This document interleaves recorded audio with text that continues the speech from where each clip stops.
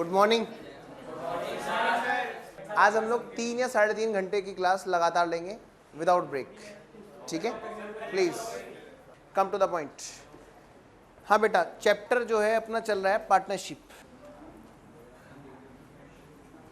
Partnership में हम पढ़ रहे थे बेटा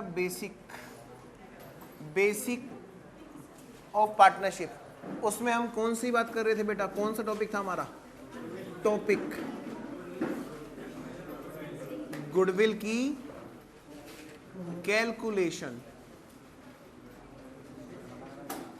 जहां पे हमने देखा था, हाँ जी बस बातें नहीं होंगी बिल्कुल भी।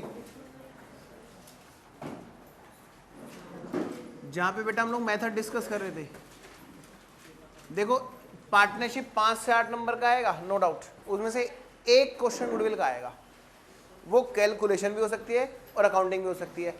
कभी कभी तो ऐसे हुए 3 से 4 नंबर के गुडविल ही पूछ लिया, ठीक है ना? पर मैं मिनिमम की बात लेके चलता हूँ। मेथड्स में ये जो गुडविल की कैलकुलेशन के जो मेथड्स हैं, उसमें बेटा पहला मेथड हमने देखा था जिसका नाम था average profit method. Average profit method. फिर दूसरा मेथड है जिसका नाम है super profit method. Super profit method. तीसरे वाला जो है उसका नाम है बेटा कैपिटलाइजेशन मेथड।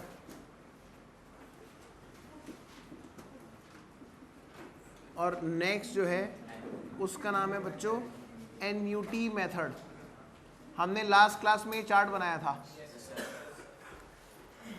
और बहुत धीरे धीरे लेके चल रहा हूं मैं इस क्लास को, क्योंकि ये 2 नंबर एकदम साफ हैं, 1 या 2 नंबर एकदम पक्का है उन 5 से 8 नंबर में से, इसलिए इतना धीरे चल रहे हैं।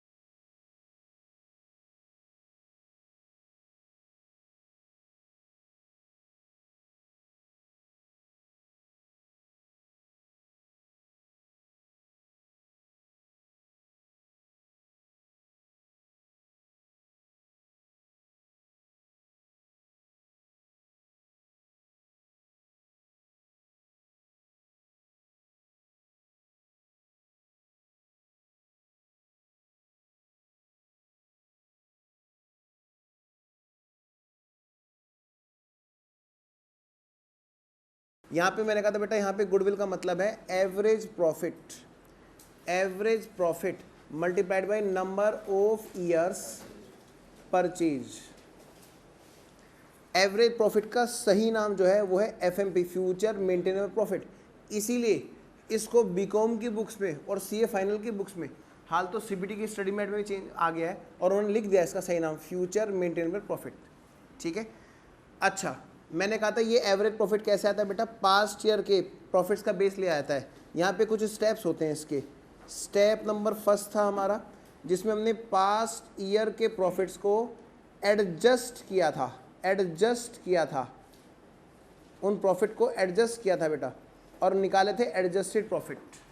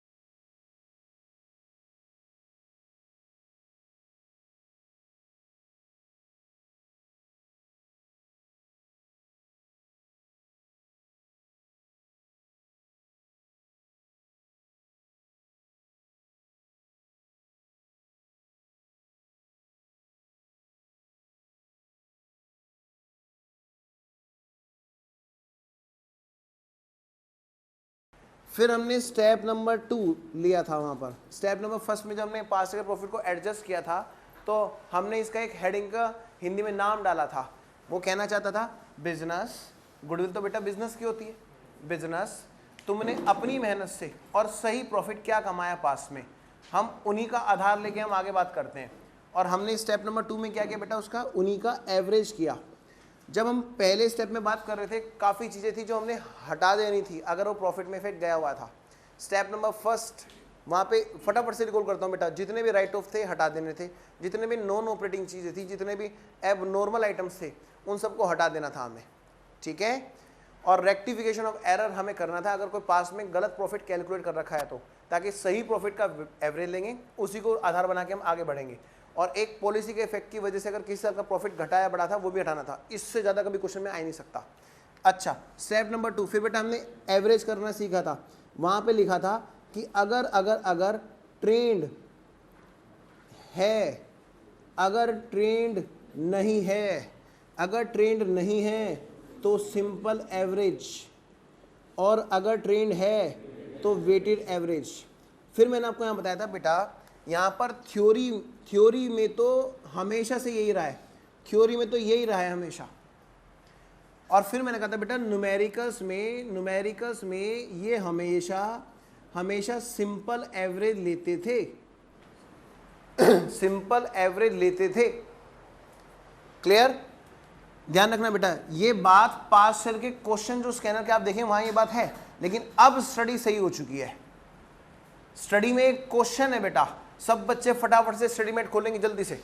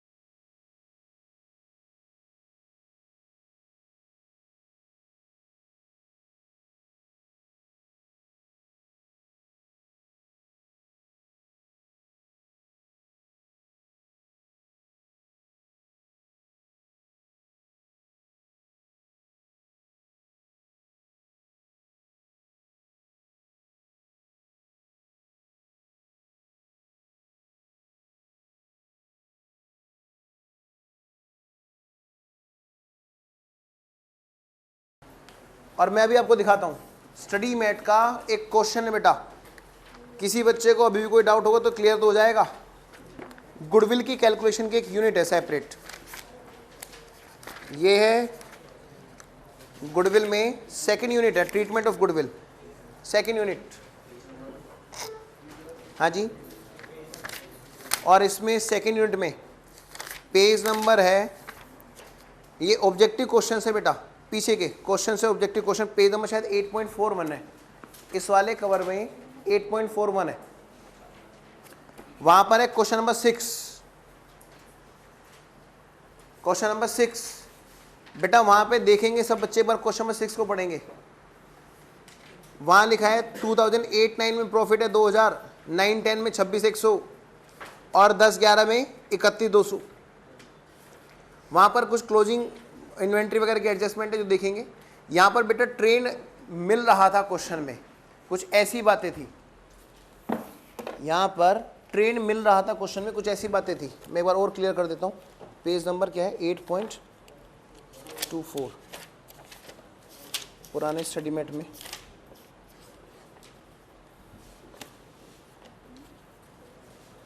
हाँ बेटा, जिनके पास ये वाला स्टडी मैट है वो भी देखो, उनके यहाँ पे भी क्वेश्चन नंबर 6 है।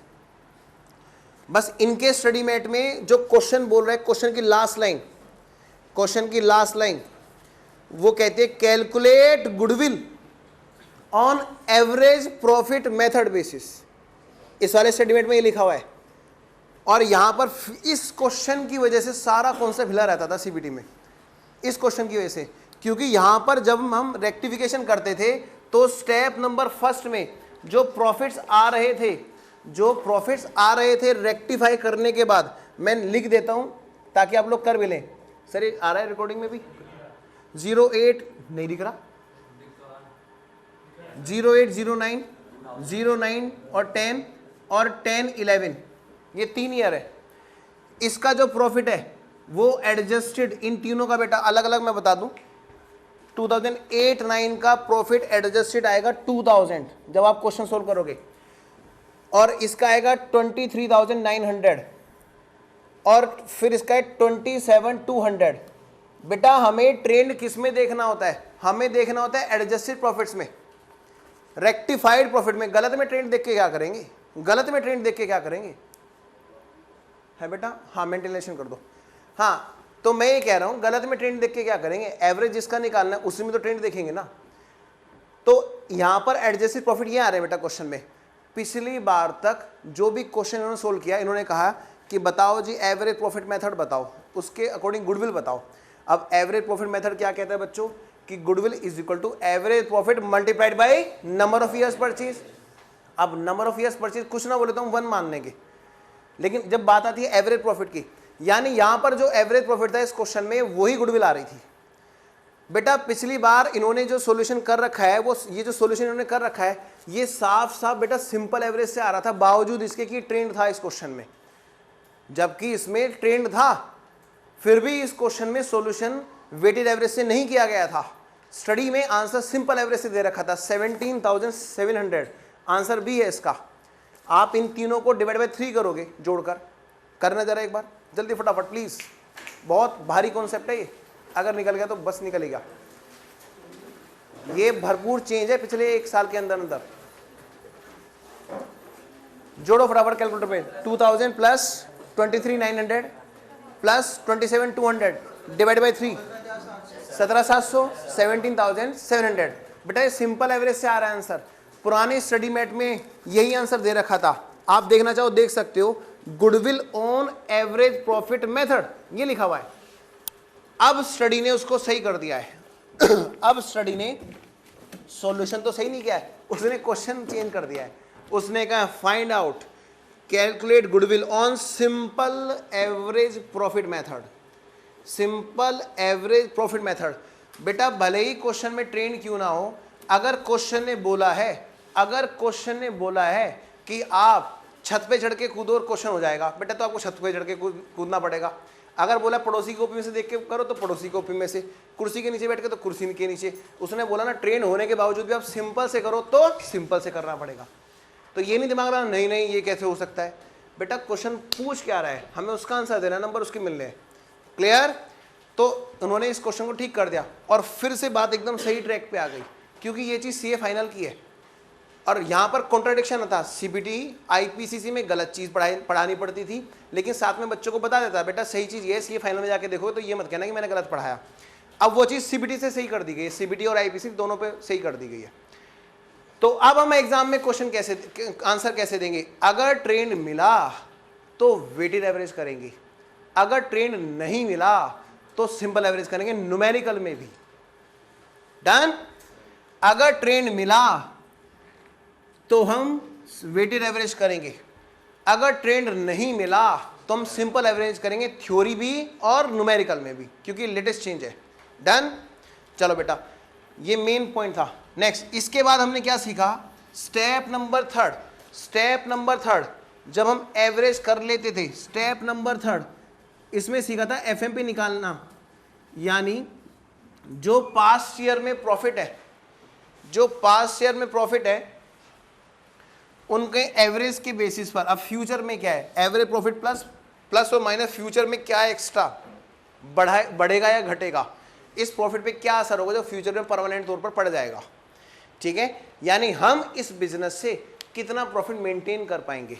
मैं इसको ऐसे कहता हूँ, सपोज करो कोई डेयरी वाला है और वो किसी गाय का दूध निकालता है और 10 किलो निकाल देता है। हम जैसे लोग जो सीए करने वाले लोग, हमें क्या पता, हम ले आए गाय को, नहीं हम भी ज़रा सेहत बनाएंगे। बेटा हमारे से निकल नहीं रहा, 8 किलो दूध हम निकाल पाते हैं, तो हम तो 8 किलो दूध की बात करके लेके चलेंगे ना आगे की तरफ। हमारे बस की कितना है दूध निकालना, यही काम यहाँ पे है। हम उसी बिजनेस से कितना प्रॉफिट जनरेट कर सकते हैं, हम उसको बेस मान के चलेंगे। Future maintainable profit from the same business by us, that is the base. Clear, समझ में आ रहा है? तो बेटा ये चीज है, अगर वो अपने बिजनेस को रेंट पे चला रहा था तो रेंट दे रहा था, प्रॉफिट घट रहा था। हमारे यहाँ पे रेंट नहीं हुआ, हमारा प्रॉफिट बढ़ेगा, वगैरह वगैरह वगैरह। चलिए जी, खैर बहुत डिस्कशन हुआ, इसके आधार पर अब हम सारे मेथड आराम से कर लेंगे। लो बेटा, गुडविल का 80% का पार्ट खत्म। तो मैं वापस आता हूं, इन स्टेप्स के बाद में हम पहुंच गए थे एवरेज प्रॉफिट पर। अब बेटा अगला पॉइंट आता है सुपर प्रॉफिट मेथड। ये कहता है goodwill is equal to super profit multiplied by number of years purchase. अब समझना है बेटा ये सुपर प्रॉफिट क्या है। सुपर प्रॉफिट क्या है, कोई बताएगा सुपर प्रॉफिट क्या है? चलो छोड़ो, डिस्कशन में टाइम वेस्ट नहीं करते बेटा। अच्छा एक चीज तो आपने सबने देखी होगी, सुपरमैन देखा है टीवी पे? बताओ मैन और सुपरमैन में क्या फर्क है, सच्ची सच्ची बताना। हाँ जी, स्पेशल होता है। स्पेशल होता है, क्या होता है मैं बताता हूँ। उसके पीछे इतने लंबे पर्दे लटके होते हैं, वो जब ऐसे करता है तो कुछ निकल के आता है। क्या हो गया? तो कोई बात नहीं, वो ऐसे करता होगा, ऐसे करता होगा, ऐसे निकल के आता हो, बस वो स्पाइडरमैन है, डन। मैं तो सुपरमैन की बात कर रहा हूँ, वो ऐसे करता है बस। यानी मैन और सुपरमैन में क्या फर्क है? एक सुपरनेस का, that is more than normal man, more than normal man, and that moreness is called super. Clear बात समझ रहे हो? मतलब उसके पास कुछ एक्स्ट्रा है, उसके पास कुछ एक्स्ट्रा है इन कंपैरिजन टू नॉर्मल। हाँ तुमने बहुत अच्छे से देखा, स्पाइडरमैन सुपरमैन है, तभी कह रहे हो हाथ ऐसे करो। इधर मैं ये कह रहा हूं सुपर प्रॉफिट। सुपर प्रॉफिट भाई बिजनेस, ये बताओ तुम हमें फ्यूचर में क्या कमा के दिया करोगे? ये है ना भाई, तुम्हारे से अच्छा ये बताओ, इतना तो हम नॉर्मली बाहरी प्रॉफिट कमा लेते, तुम क्या सुपर दे रहे हो हमें? मेरे बात समझ रहे हो बेटा? सुपर का मतलब extra profit in comparison to normal profit. भाई नॉर्मल प्रॉफिट से कितना ज्यादा तुम हमें फ्यूचर में प्रॉफिट मेंटेन कराया करोगे। Clear, that will be called super. क्या इतनी बात समझ में आ रही है? अब जानना यह है कि नॉर्मल प्रॉफिट कैसे आता है। बेटा सपोज करो मेरे पास 1 लाख रुपए, सपोज करो, ठीक है, और मैं उसको ब्याज पे चला सकता हूं 10% के हिसाब से, सपोज करो, ठीक है ना, साल भर का कह रहा हूं, महीने का नहीं कह रहा हूं। और मैं यहां पर इस कोचिंग वाले बिजनेस में लगाऊं उस 1 लाख रुपए को, मैं क्या सोच के लगाऊंगा? भाई 10% जो मैं कमा रहा था नॉर्मल, उससे कुछ ज्यादा कमाने की सोचूंगा, तभी मैं यहां पे लगाना पसंद करूंगा। या कोई भी इंडस्ट्री है या कोई भी इन्वेस्टमेंट अपॉर्चुनिटी है तो मैं वहां पे तब लगाना पसंद करूंगा जब बेटर हो पहले से, है ना। तो वो जो प्रॉफिट में कमा सकता था नॉर्मली, मार्केट में इतने % का रिटर्न तो मिल ही जाता है, normal rate of return, normally इतने % का रेट तो मिल जाता है रिटर्न पर। तुम मुझे क्या रिटर्न करा रहे हो? बात समझ रहे हो बेटा? किस पर? देखो बेटा, यानी जो मैं कैपिटल यहां पर इस बिजनेस में जो कैपिटल लगी हुई है, कैपिटल एम्प्लॉयड, उस पर नॉर्मली रेट ऑफ रिटर्न से मल्टीप्लाई करके देखूं तो निकल आएगा वो नॉर्मल प्रॉफिट। कोई दिक्कत किसी बच्चे को? मैं दोबारा बोल रहा हूं बेटा, इस बिजनेस में कितनी कैपिटल एम्प्लॉयड है, ये बिजनेस कितनी कैपिटल इन्वेस्ट कराएगा, उस कैपिटल पर नॉर्मली रेट ऑफ रिटर्न से मार्केट, नॉर्मल रिटर्न होता है बेटा मार्केट का risk free return, risk free return जिसको आप बोलते हो गवर्नमेंट सिक्योरिटीज में लगाना या बैंक में लगाना। क्लियर, नॉर्मली इतने प्रतिशत से तो मार्केट में कमा सकते हैं, फिर आपके पास क्या एक्स्ट्रा है घटा के देख लो, that will be called super. I hope सब बच्चों को समझ में आया। कितने बच्चों को डाउट है? हाथ उठाना बेटा। अच्छा दोबारा से मैं ये कह रहा हूँ, जो मैंने आपको एग्जांपल दिया था, 1 लाख रुपए पर मैं 10% तो मार्केट में कमा सकता हूँ, और मैं यहाँ पर मान लें सपोज करो 12,000 रुपये कमा रहा हूँ। अगर मेरे पास 1 लाख रुपए हैं, मैं उस पर 10% के हिसाब से मार्केट में कितना कमा सकता हूँ? 10% के हिसाब से मैं कमा सकता हूँ 10,000। तुम मुझे क्या कमाई कराओगे? 12,000 रुपये हर वर्ष हैं, 12,000 रुपये हर वर्ष, ये FMP।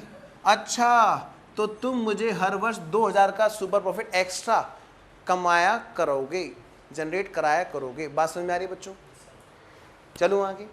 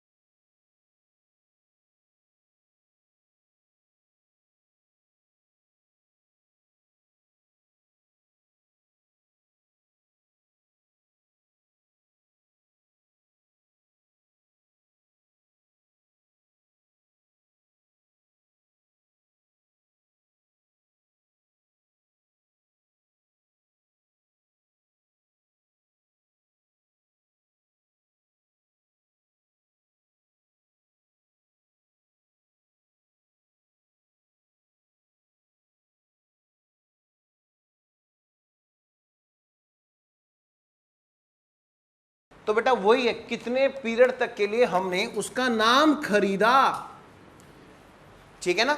अब बच्चे सोचेंगे सर ये परचेज का क्या मतलब है, ये यहां पर तो पार्टनर लोग आपस में बात कर रहे हैं। भाई वो इस पार्टनरशिप फर्म में नया पार्टनर बन के आया, तो पार्टनर बनने की वजह से वो क्या एक्स्ट्रा कमाएगा जो वो नहीं पार्टनर बन के कमा रहा था उसके कंपैरिजन में। बात समझ रहे हो? तो उस एंगल से यहां पर देखा जाता है। बात समझ में आ रही बच्चों? आई होप दोनों फॉर्मूले समझ में आए। बेटा यहां पर क्या था? FMP multiplied by number of years purchase. देखो यहां पर एफएमपी की जरूरत पड़ी, इसके बिना नहीं निकाल सकता सुपर प्रॉफिट। इसी को आप अंग्रेजी में दूसरे उसमें बोलते हो average profit, average profit minus normal profit.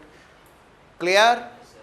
Third method, बेटा ये मेथड बड़ा ही अच्छा मेथड है, capitalisation method.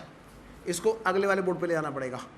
Number third, capitalisation method.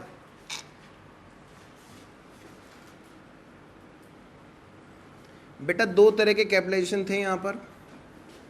A, capitalisation of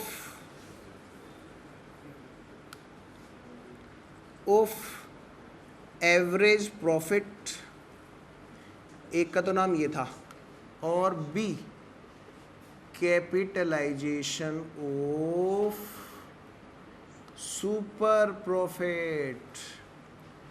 बेटा सीपीटी और आईपीसीसी लेवल तक बताऊं तो इन दोनों कैपिटलाइजेशन से आंसर सेम आएगा, ठीक है ना। आपके लेवल की बात मैं करता हूं कि दोनों से आंसर सेम आएगा, चाहे इससे करो चाहे इससे करो, ठीक है।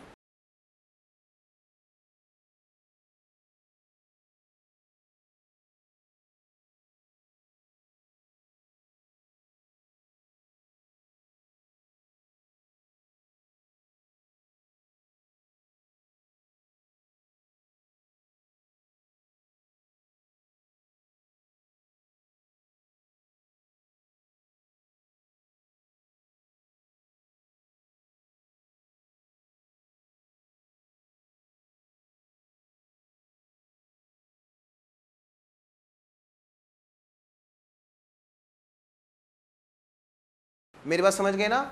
हालांकि ये बात बहुत गलत है, ये बात बहुत गलत है। सीए फाइनल पे आप जाके देखेंगे तो कई चीज़ें आपको डिफरेंट मिलेगी, वहाँ आंसर डिफरेंट हो सकता है।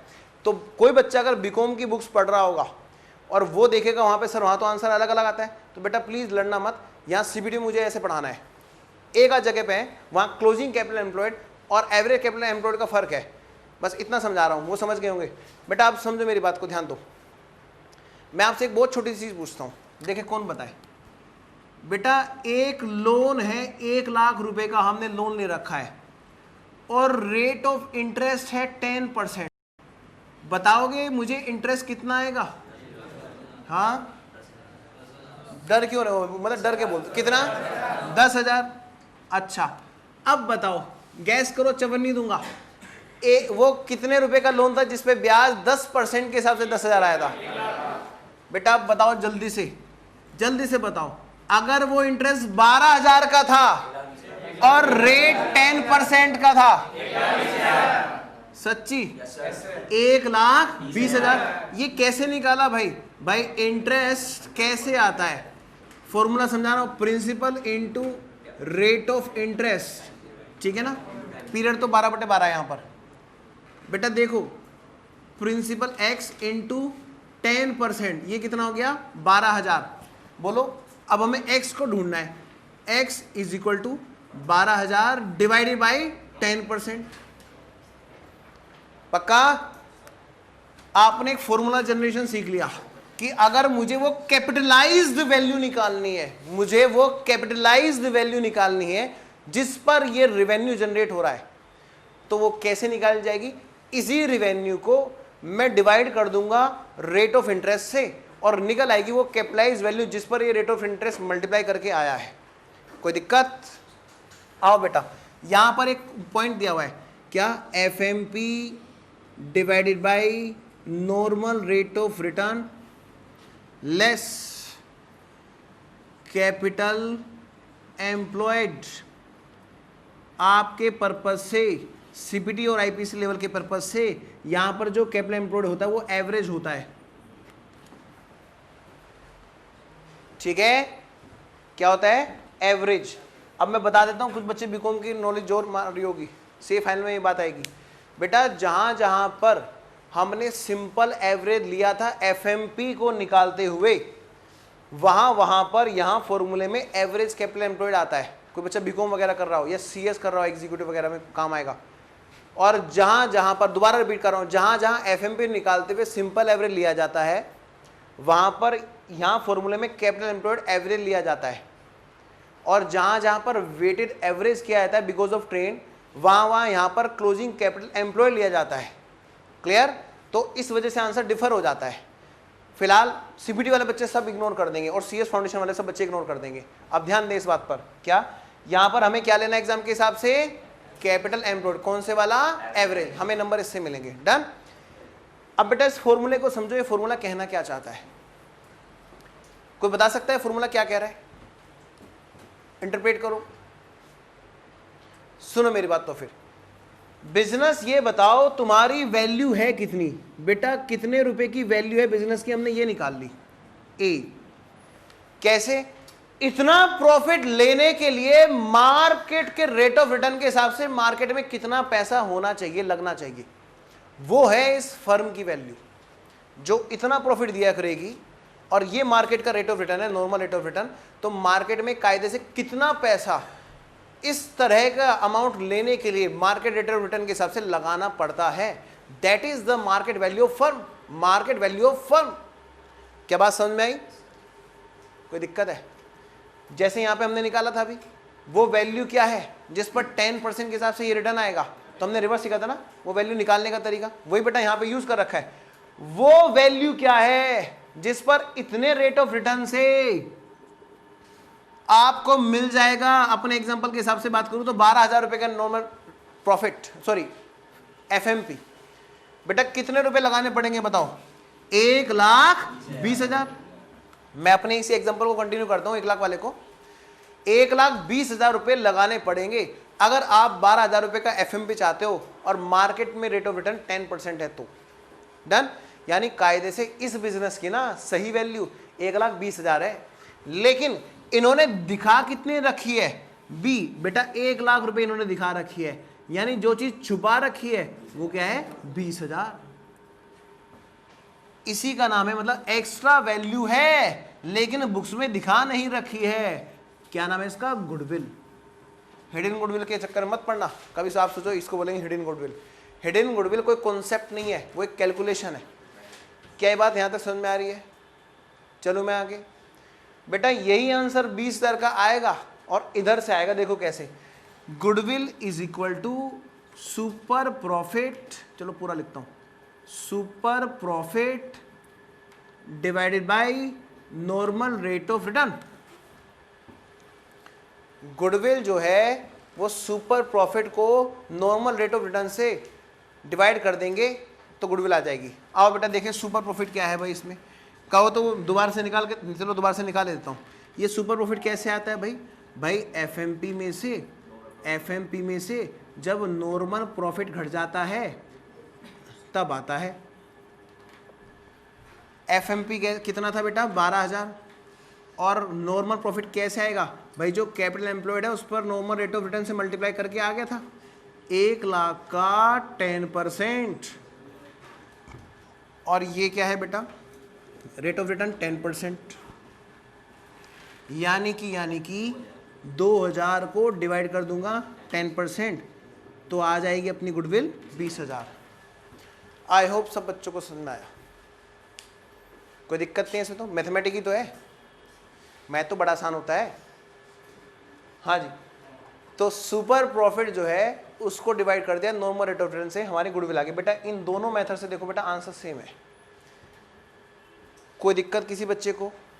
पक्का सब बच्चे पहले यहाँ तक उतारेंगे, फिर मैं आगे आऊँगा एन्युटी मेथड पे। हाँ जी, दिखा क्यों नहीं रहे थे? पता क्या होता है, गुडविल दो तरह की होती है, एक तो होती है खरीदी हुई, एक होता है सेल्फ जनरेटेड।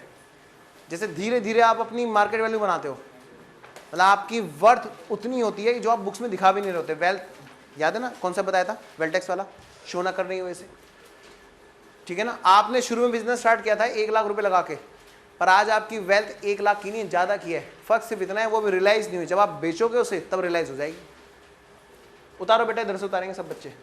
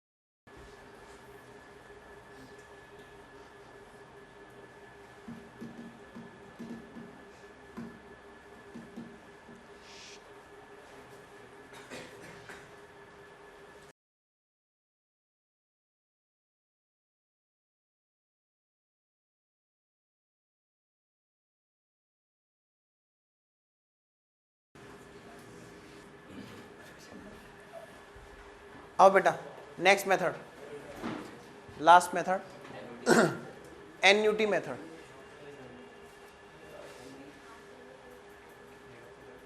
फॉर्मूला लिखो फटाफट, गुडविल इज इक्वल टू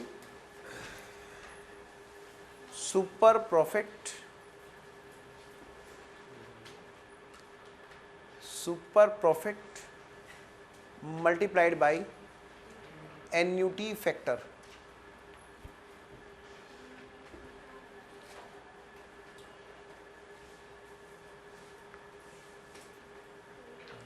हाँ जी, इतनी बात समझ में आ रही है? आओ जरा अब बेटा बात करते हैं एन्यूटी फैक्टर की। सुपर प्रॉफिट तो कोई नया नहीं है कि हमें पढ़ना है। एन्यूटी फैक्टर है क्या चीज़? देखो है क्या चीज़, बहुत लंबा डिस्कशन है वैसे तो। मैथमेटिक्स में आपने देखा है एन्यूटी फैक्टर, वहाँ आपको शायद इसमें दिक्कत आती थी। मैं आपको एक शॉर्टकट बताता हूँ, इसका एक तरीका है निकालने का। बेटा क्वेश्चन आपको रेट दे देगा, ठीक है ना, रेट दे देगा, आपको कैसे निकालना है, फॉर्मूला लगेगा 1/1 प्लस रेट की पावर n। n मतलब कितने नंबर ऑफ ईयर्स की बात हो रही है, क्लियर? जैसे फॉर एग्जाम्पल अगर बेटा 10% पर रेट ऑफ इंटरेस्ट क्या है अपना 10%, और इस पर हमें निकालना है एन्यूटी फैक्टर, तो हम क्या करें 1/1 प्लस 0.10 आ गया। 1 का 10% क्या होता है, 1 का 10% क्या होता है 0.1। एक को कैलकुलेटर पे 1 डिवाइड करेंगे 1.1 से और दबाएंगे इज इक्वल टू का साइन, और वो उतने नंबर ऑफ टाइम्स दबाएंगे जितने नंबर ऑफ टाइम्स हमें, जितने नंबर ऑफ ईयर्स परचेज के लिए बोला है, ठीक है? अब मैं आपको एक चीज़ करके दिखाता हूँ। लो बेटा, सर जूम करना पड़ेगा कैलकुलेटर में साथ साथ आपको। बेटा देखो सर जूमिंग हो रही है, देख लेना एक बार।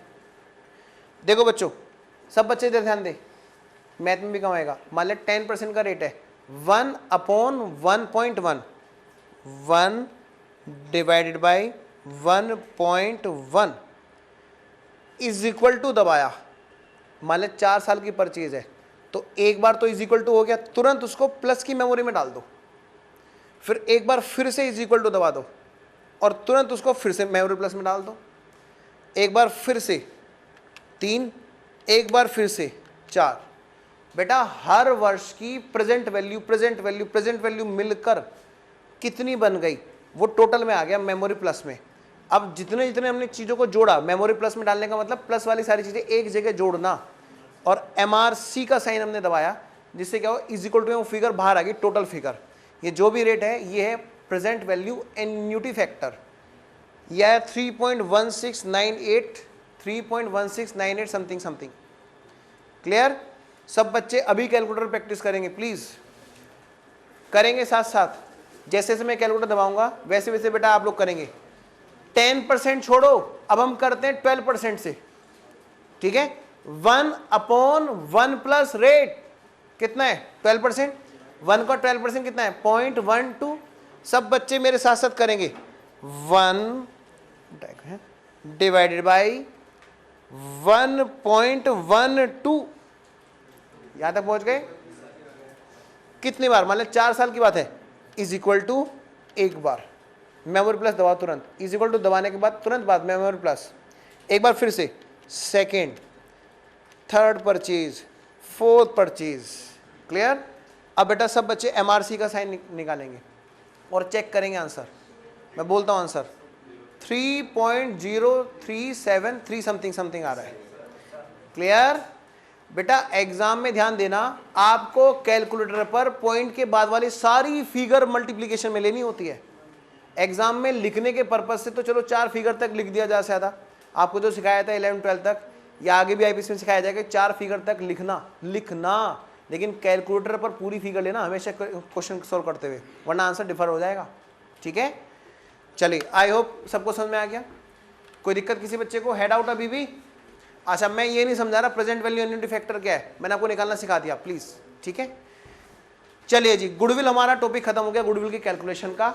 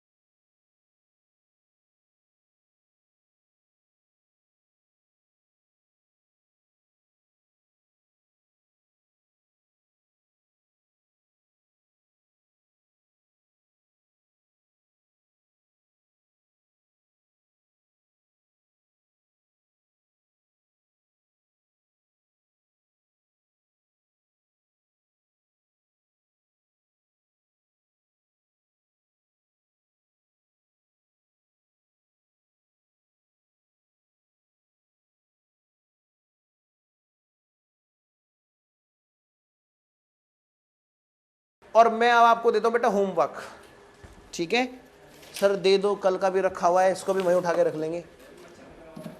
हाँ जी, मच्छर के इनको कुछ मत कहते ना, मच्छर पाल रखे, किसी ने कुछ कहा तो नहीं? देखो प्लीज, हार्ट होता है, ऐसा मत कहो प्लीज, नालायक नहीं कह रहा, मच्छर कितने हो रहे हैं बेटे। हाँ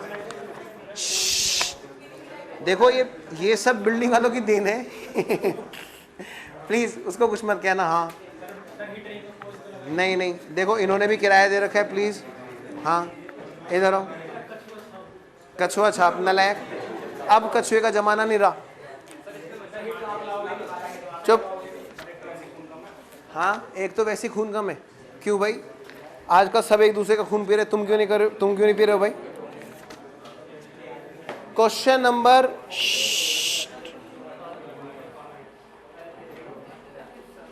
काला हिट बता रहा है जैसे वो दूसरे हिट गोरे होते हो। क्वेश्चन नंबर 17, हाँ जी क्वेश्चन नंबर 17 निकालो फटाफट असाइनमेंट का। ये लो, एडमिशन के चैप्टर में क्वेश्चन नंबर 17 है, जिसमें बैलेंस शीट का टोटल 5,50,000 दिया है, ABC। दूसरा असाइनमेंट किसके पास है? हरे वाला है, हरे वाला है, नहीं वाला बेटा, सिर्फ कवर का फर्क है और कुछ नहीं, अंदर पैकेट में वही चीज है ठीक है। हाँ नहीं ये भी नहीं, पिंक वाले में भी वही चीज है। चलो निकालो फटाफट क्वेश्चन नंबर 17 बेटा, सब डिस्कस करेंगे। A, B and C are partner in a firm sharing profit and loss 8:5:3। बेटा 8:5:3 का रेशो था, 8:5:3 का रेशो था। ABC 3 पार्टनर लोग थे, उनकी बैलेंस शीट दे रखी है आपको 31 दिसंबर 1998 की। बैलेंस शीट में देखो बेटा, हमें यहाँ तक के स्टेप देखने बेटा, स्टेप नंबर 5 है ना, गुडविल का है, गुडविल की कैलकुलेशन एंड अकाउंटिंग। एडमिशन और रिटायरमेंट में गुडविल की कैलकुलेशन एंड अकाउंटिंग, जिन स्टेप्स को हम बेसिक में पढ़ के आ रहे हैं, ठीक है ना। तो अब क्वेश्चन पढ़ते हुए क्वेश्चन नंबर 17 में हमें गुडविल वाला स्टेप देखना है बेटा। बैलेंस शीट में देखो, बैलेंस शीट में गुडविल कहाँ है? गुडविल है नहीं है।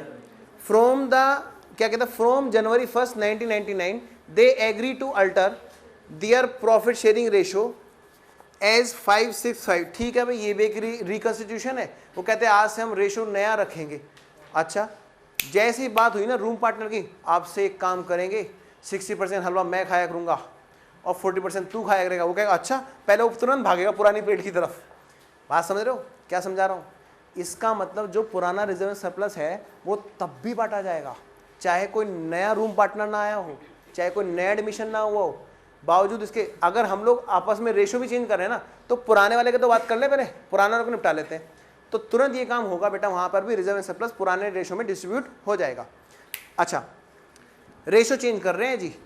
It is also decided that fix asset should be valued, बोलो स्टेप नंबर 4, लिखते चलो step number 4। Next, provision of 5% on sundry debtors, doubtful debts के लिए बोलो स्टेप नंबर 4, लिखते चलो बेटा। थर्ड पॉइंट पे देखो, goodwill of the firm, goodwill of the firm at this date be valued at 3 years purchase of average net profits of last 5 years before charging insurance premium. लो बेटे, insurance premium कायदे से profit and loss में खर्चे का item होता है, घटाना भी चाहिए, बिल्कुल घटाना चाहिए। लेकिन क्वेश्चन ने बोल दिया कि गुडविल जो आएगी कब आएगी? बिना इंश्योरेंस प्रीमियम को घटाए हुए नेट प्रॉफिट का एवरेज लेने पर। बेटे तो क्या दिक्कत है, क्वेश्चन ने स्पेशली बोल दिया, तो जितना भी नेट प्रॉफिट में घटा होगा इंश्योरेंस प्रीमियम उसको रिवर्स करना पड़ेगा because of question specific requirement. ठीक है बेटा, नेट प्रॉफिट कितना बच्चों कह रहे? पिछले 3 वर्षों के प्रॉफिट जो थे कहाँ है? 6 पॉइंट में। Net profit of the firm last 5 years ये दे रखे बेटा 14, 17, 20, 22 और 27। मेरे पास समझ गए बच्चों? पिछले वर्षों के प्रॉफिट दे रखे हैं और इन सब में घटा हुआ है इंश्योरेंस प्रीमियम। ठीक है, अब इंश्योरेंस प्रीमियम क्या है भाई? इंश्योरेंस प्रीमियम कितना है भाई? पढ़ेंगे पॉइंट नंबर 5 में। 10,000 रुपये पे कर रहे हैं हर साल और चार्ज कर रहे हैं कहाँ, प्रॉफिट एंड लॉस में। चार्ज कर रहे हैं कहाँ, प्रॉफिट एंड लॉस में है वो लाइफ इंश्योरेंस। देखेंगे क्या होता है, आज हमें वही टॉपिक शुरू करना है। इतनी बात समझ आएगी सब बच्चों को। बेटा तो क्या करेंगे हम, इन सभी 14,000, 17,000, 20,000, 22,000, 27,000 सब में 10 जोड़ना पड़ेगा हर वर्ष में, और निकल आएगा profit before reducing insurance premium, जो क्वेश्चन ने बोला। फिर स्टेप नंबर टू बेटा कोई और रेक्टिफिकेशन वगैरह का पॉइंट नहीं दे रखा, नेट एडजस्टमेंट का पॉइंट दे रखा। स्टेप नंबर 2 क्या करेंगे बेटा, एवरेज करेंगे, और उसके बाद देखेंगे एफएमपी।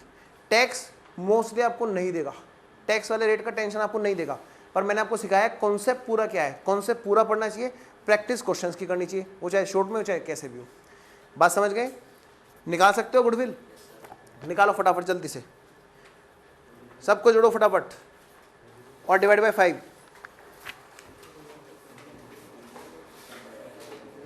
30,000 आया, एवरेज प्रॉफिट 30,000 आया, मल्टीप्लाई करेंगे 3 से।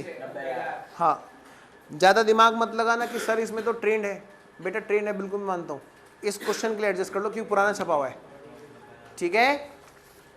आओ जी, मल्टीप्लाइड बाई 3 ईयर्स बोला ना परचेज, तो कितना आ गई, 90,000 गुडविल। क्वेश्चन नंबर 18 बेटा हर क्वेश्चन में बस आपको एक आज होमवर्क है छोटा था, आपको देखना है गुडविल कितनी है, टोटल गुडविल ढूंढनी है हर क्वेश्चन में, एडमिशन भी और रिटायरमेंट में भी। फिर देखो मजा कैसा होगा, बड़े आराम से आपका एडमिशन रिटायरमेंट भागा चला जाएगा। बेटा इस क्वेश्चन में देखो, क्वेश्चन नंबर 18 में क्या हमें गुडविल की बात बता रखी है, पढ़ते हैं। ए और बी पार्टनर है, एक्स एंड कंपनी में शेयर कर रहे 3:2 का रेशो।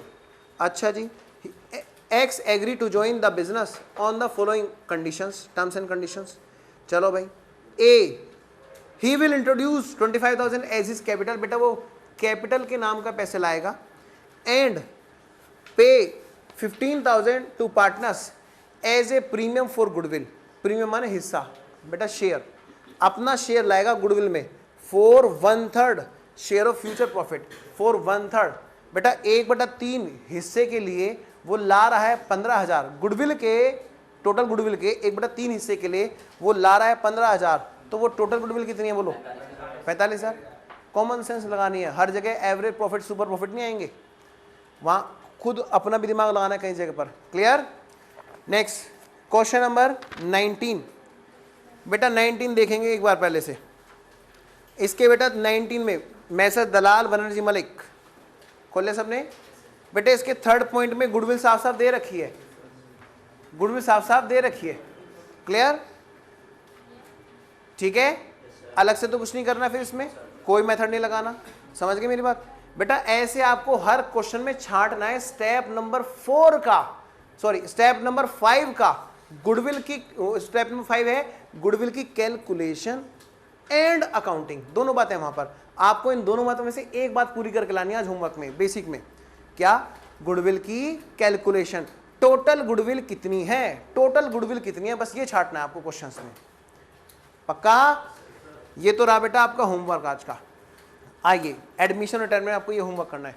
अब बचा एक छोटा सा topic, joint life policy, joint life policy. आइए उसको शुरू करते हैं। नेक्स्ट टॉपिक,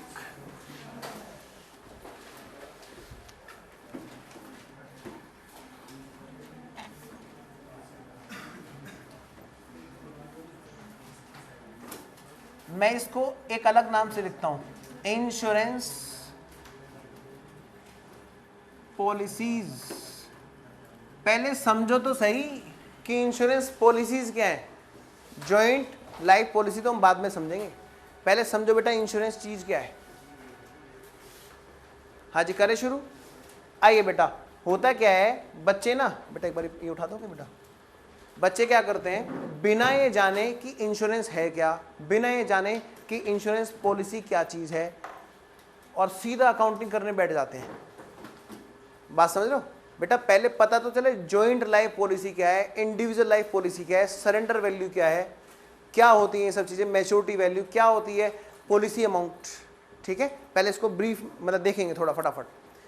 देखो बच्चों, इंश्योरेंस माने बीमा, ठीक है, मतलब रिस्क को, यानी बेटा क्या, खतरे को बेचना, बेचने वाली पॉलिसी होती है ये।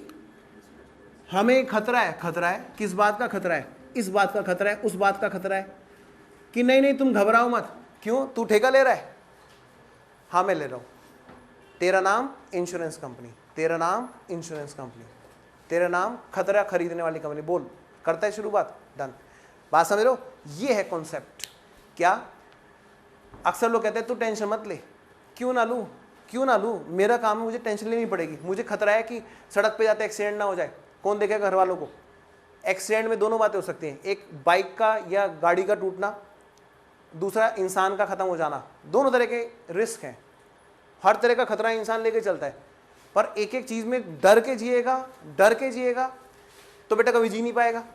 अब वो जो डर है, वो डर है एक तो कैसा, लाइफ का, और एक डर है बेटा अदर देन लाइफ का। दोनों तरह के डर है। और कुछ लोग जो है ना, उस डर को कहते हैं कि हम उस आपके डर को खत्म कर सकते हैं, रिलैक्स कर सकते हैं। कैसे बेटा, इसी से जन्म हुआ इंश्योरेंस कंपनी का। वो कंपनी दो तरह की होती है, इंश्योरेंस कंपनी, दो तरह के खतरे होते हैं, इसीलिए बेटा वो दो तरह की कंपनी है। एक तो है life insurance company, life insurance company,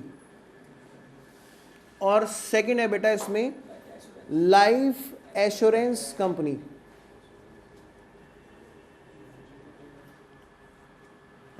life sorry मैंने गलत बोल दिया, general insurance company, general insurance company. बेटा आप पहले पूरा कॉन्सेप्ट समझेंगे, वरना इसी की अकाउंटिंग सबसे ज्यादा दिक्कत करती है बच्चों को। सबसे ज्यादा दिक्कत बच्चा जहां देख लिया सरेंडर वैल्यू, कभी कहेगा बैलेंस शीट में दिख रहा है, कभी कह रहा बैलेंस शीट में नहीं, कभी कहेगा रिवैल्यूएशन में बात हो रही है, कभी कह रहा रिवैल्यूएशन में डायरेक्ट कर रहे हैं एंट्रियां। क्यों उलझता है बच्चा, पहले समझता ही नहीं है। अकाउंटिंग बड़े मजेदारी से आएगी, पर समझेंगे। आज हमारा पूरा लेक्चर ज्यादातर इसी पे रहेगा।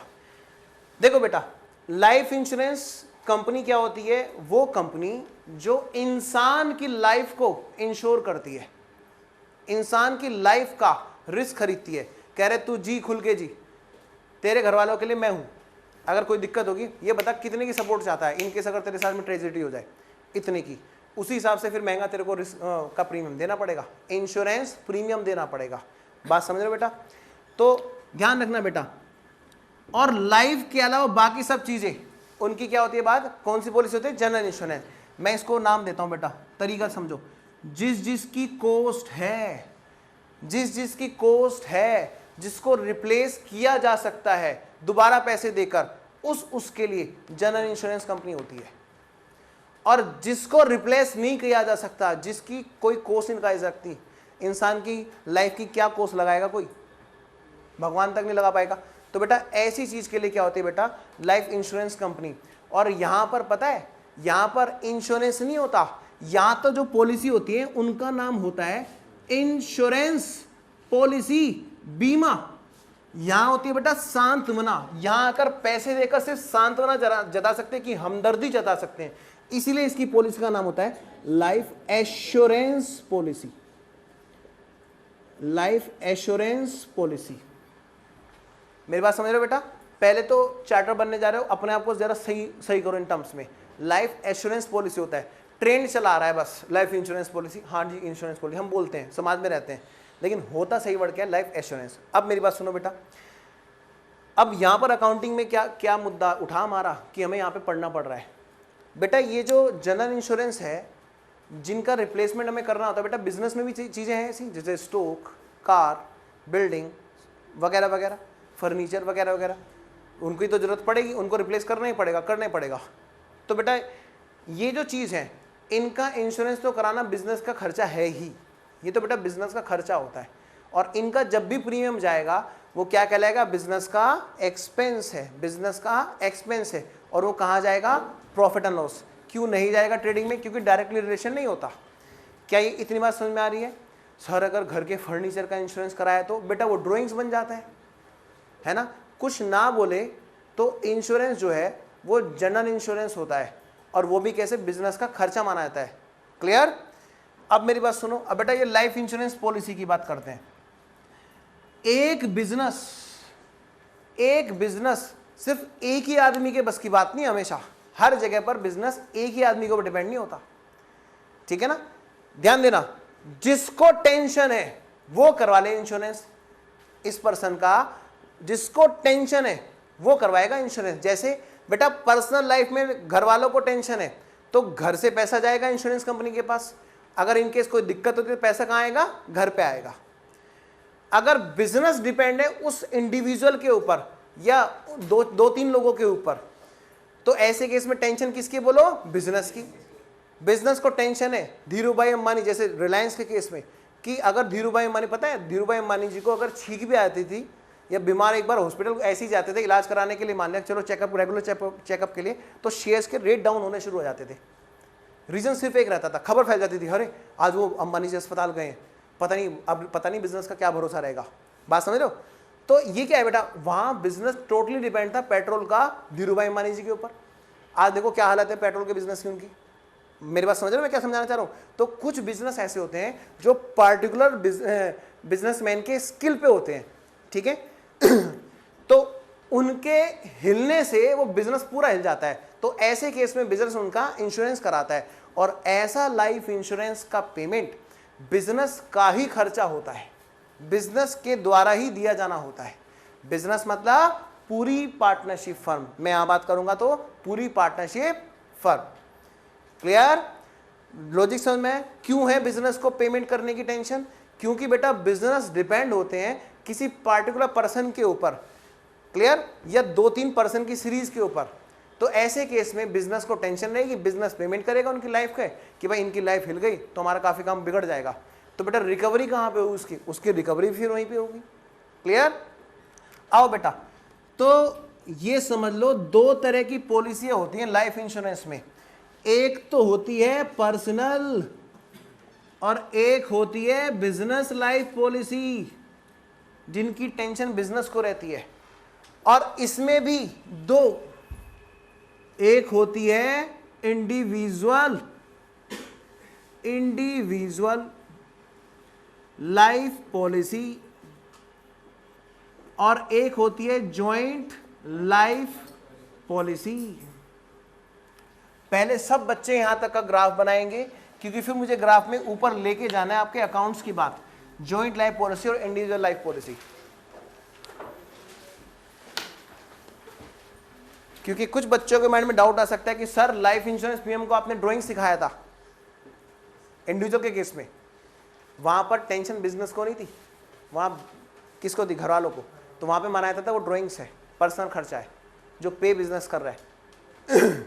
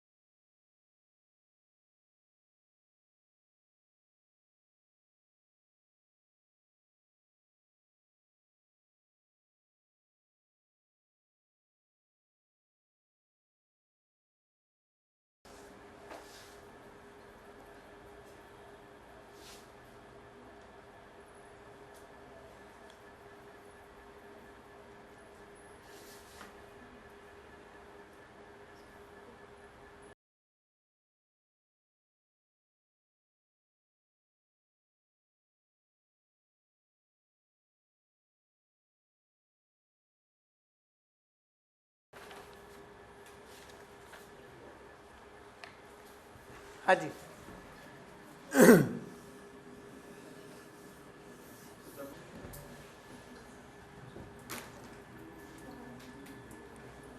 गलत मार्क हो गया।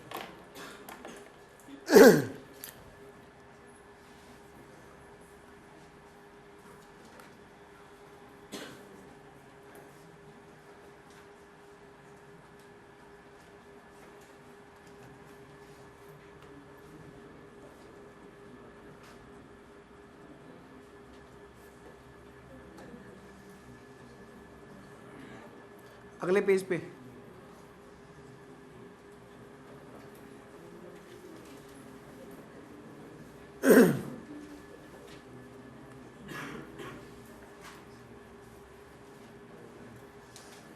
हाँ जी, करें बात शुरू। बेटा बिजनेस में लाइफ एश्योरेंस पॉलिसी बोलेंगे, लेकिन क्वेश्चन सारे सारे लाइफ इंश्योरेंस पॉलिसी है ना, तो एक ही बात है, समझ लेना। मैं आपसे पूछता हूं बेटा, ध्यान देना, देखो ये क्या है, हर चीज ऐसी कढ़ाई नहीं होती, टोकरियां भी होती हैं। टोकरियां सुना है, ये लो, अब दिख रहा है टोकरी, नहाने का टब नहीं है भाई, टब नहीं है। मुझे पता था तुम नालायक हो, तुमने ऐसी टोकरी देखी भी नहीं है। अब दिख रही है बास्केट, अब लगी बास्केट।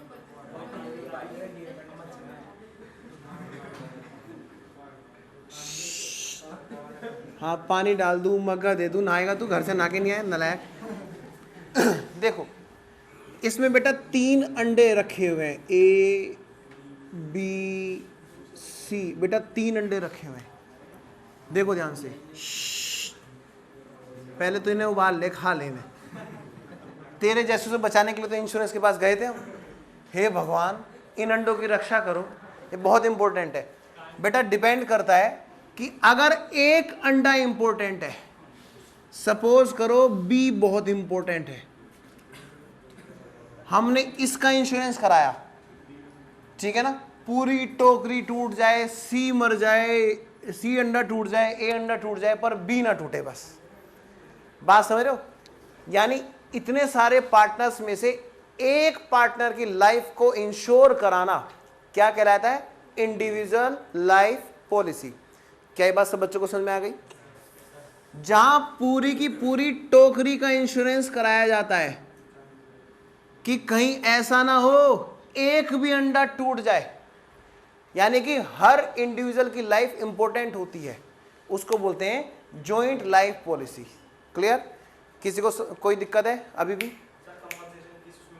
वो रुक जाए यार, अभी बताऊंगा सब। कह रहा कंपनसेशन पहले बता दो। हाँ, डिपेंड करता है ना कौन मरा, डिपेंड करता है ना। हाँ, अब जैसे एक और चीज़, एक और एग्जांपल, मैं पे रुकन जा रहा, तो मैं असलियत बताने बिना, एक बार क्या हुआ, सुनिधि चौहान और क्या बोलते हैं अपना वो सिंगर, क्या नाम उसका, सोनू निगम और मैं, हम तीनों ने एक कंपनी स्टार्ट की। वो कह रहे थे अजय राठी प्लीज़ कुछ सिखा दो ना, हाथ पे दबाते। मैंने कहा क्या बात कर दी बेटा, हम तीनों ने एक कंपनी स्टार्ट की और मैंने खूब अच्छे अच्छे गाने गाए वगैरह वगैरह, और काफ़ी फेमस हो गए हम तीनों लोग। उनको बड़ी टेंशन रहने लगी, अजय राठी तुम गाड़ी बहुत चलाते हो। मैंने कहा तुम मेरी इंश्योरेंस करवा लो। बेटा सोचो जरा, उन सब ने मिलकर मेरा इंश्योरेंस कराया। सोचो जरा, इंडिविजुअल लाइफ पॉलिसी, ठीक है ना। कंपनी डिपेंड थी सिर्फ मुझ पे, सिर्फ मेरे सॉन्ग सबसे ज़्यादा सुनती थी। इंडिविजुअल लाइफ पॉलिसी, मेरे ख्याल है सब बच्चे समझ गए, अब तो जल्दी समझ में आ गया होगा।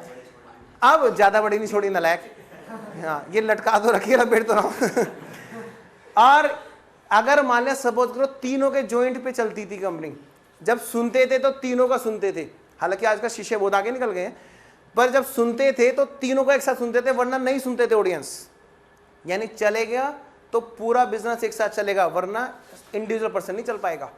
इसको बोलते हैं बेटा जॉइंट लाइफ पॉलिसी। यहां पर सभी को इंश्योरेंस करवाना जरूरी था। मेरी बात समझ गए? खैर मजाक की बात मजाक मेरी, आप समझो मैंने आपको क्या समझाया। जब हर पार्टनर इंपॉर्टेंट होता है तो पूरी फर्म का इंश्योरेंस कराया जाता है, ठीक है। और जब एक पार्टनर इंपॉर्टेंट होता है तो एक पार्टनर का इंश्योरेंस कराया जाता है। सर जब सभी पार्टनर लोग इंपॉर्टेंट होते हैं तो सब पूरी फर्म का इंश्योरेंस कराया जाता है? हाँ, वहां पर 2 तरह की पॉलिसी होती है। जब सभी पार्टनर लोग इंपॉर्टेंट होते हैं वहां पर भी 2 तरह की पॉलिसी होती हैं। देखो जॉइंट लाइफ पॉलिसी का मतलब क्या है? अगर एक भी एक भी अंडा टूट गया तो पूरी टोकरी के पैसे मिलेंगे। सपोज करो अंडा 1 लाख का ये अंडा 1 लाख का, ये अंडा 1 लाख का, शुतुरमुर्ग का है। और बता नालायक, ये कह रहा किसका है, पहले ये बता दो 1 लाख का आया किसका, शुतुरमुर्ग का है। सुनो मेरी बात, 1 लाख का ये अंडा है, 1 लाख का ये अंडा है, 1 लाख का ये अंडा है। यहां पर भी ये 1 लाख का है, 1 लाख का है, 1 लाख का है। अगर यहां पर सी टूट गया, सी गया बेटा तो कुछ नहीं मिलेगा, ए गया तो कुछ नहीं मिलेगा, सॉरी हाँ सही कह रहा हूं, और बी गया तो मिलेंगे 1 लाख रुपए। क्लियर? आओ बेटा इधर बात करते हैं। अगर यहां पर देखो, यहां पर बेटा ये तीनों अंडे 1-1 लाख रुपए के, यहां हमने जॉइंट में इंश्योरेंस करवा रखा था कि अगर कुछ मिसहैपनिंग होती है 4 लाख रुपए का आप हमसे ठेका लो। ये ठीक है, क्लियर? बेटा अगर ए टूट गया तो कितने मिलेंगे? 4 लाख। अगर ए टूट गया बेटा तब भी ना 4 लाख मिलेंगे, या फिर बी टूट गया तब भी कितने मिलेंगे? 4 लाख। यहां हर अंडा पूरा इंपॉर्टेंट है। सी टूट गया तब भी पूरे 4 लाख, और अगर ए बी सी सारे टूट गए तब भी पूरे 4 लाख। जॉइंट लाइफ पॉलिसी की इंपॉर्टेंस समझा रहा हूं आपको। क्या बात समझ में आ गई सब बच्चों को? पक्का? हाँ जी सर, एक से ज्यादा हो जॉइंट में रहते हैं। हाँ जी बिल्कुल सही कह रहे हो, एक से ज्यादा होते हैं इंपॉर्टेंस वाइज पॉलिसी में तो जॉइंट में आते हैं। अब सुनो मेरी बात, एक तो बेटा जॉइंट में यहां पे हो सकता है, या फिर एक ऐसा भी हो सकता है कि हम हर अंडे का सेपरेट सेपरेट इंश्योरेंस कराएं। जैसे यहां पर बी का करवा दिया, अब हो सकता है हम ए का भी करवा दें और सी का भी करवा दें सेपरेट। अगर हम ऐसा करते हैं तो क्या होगा, सुनो ध्यान से। अगर ए टूटा तो सिर्फ 1 लाख मिलेंगे, अगर बी टूटा तो सिर्फ 1 लाख मिलेंगे, और अगर सी टूट गया तो भी बेटा सिर्फ 1 लाख मिलेंगे। मेरी बात समझ गए ना मैं क्या समझाना चाह रहा हूं? पिछले वाले एग्जांपल में हमने ए और सी का इंश्योरेंस नहीं कराया था, सिर्फ बी को इंपॉर्टेंस दी थी, तो बेटा ए और सी के मरने से कोई फर्क नहीं पड़ रहा था। जिसका इंश्योरेंस कराया था उसकी पॉलिसी के पैसे मिल रहे थे। यहां पर हमने करवाया तो सबका, और यहां भी हमने सबका करवाया। यहां पे हमने ज्वाइंट करवाया, तीनों को पकड़ा और एक रस्सी से बांध दिया। अगर इनमें से एक भी आदमी बाहर निकल गया ना, आपको सभी के पैसे देने पड़ेंगे। और यहां पर सेवरल सेपरेट सेपरेट करा रखा है, जो आदमी बाहर जाएगा आपको उसके पैसे देने हैं, करवाया सभी का है। बात समझ गए ना? उतारो फटाफट इसे जल्दी। हाँ जी बिल्कुल बनाना पड़ेगा।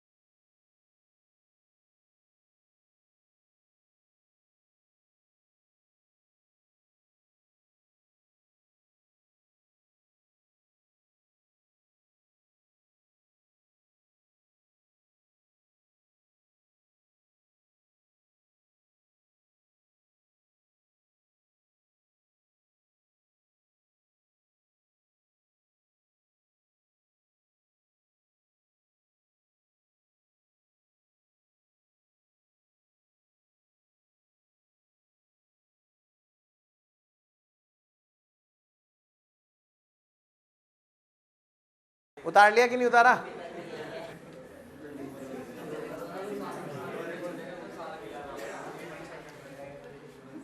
अच्छा बस देखो बेटा, चाहे इंडिविजुअल हो चाहे जॉइंट टाइप पॉलिसी हो, सुनो मेरी बात प्लीज, लिखो पैसा इंश्योरेंस प्रीमियम वाला, या ऐसे लिखते हैं इंश्योरेंस प्रीमियम वाला पैसा फर्म की जेब से जाएगा। भाई ऐसा ही फालतू की बकवास नहीं चाहिए मेरे को क्लास में। फर्म की जेब से जाएगा मतलब, फर्म मतलब बेटा सभी पार्टनर्स, जरूरी नहीं है उसने इंश्योरेंस, उसकी लाइफ का इंश्योरेंस हुआ हो या ना हुआ हो, सभी पार्टनर्स का मतलब होता है बेटा फर्म। नंबर 2, पैसा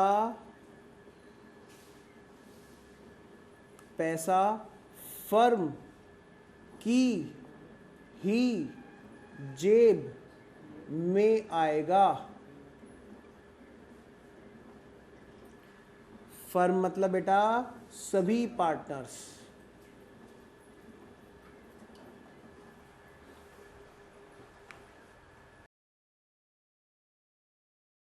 समझ में आ रहा है?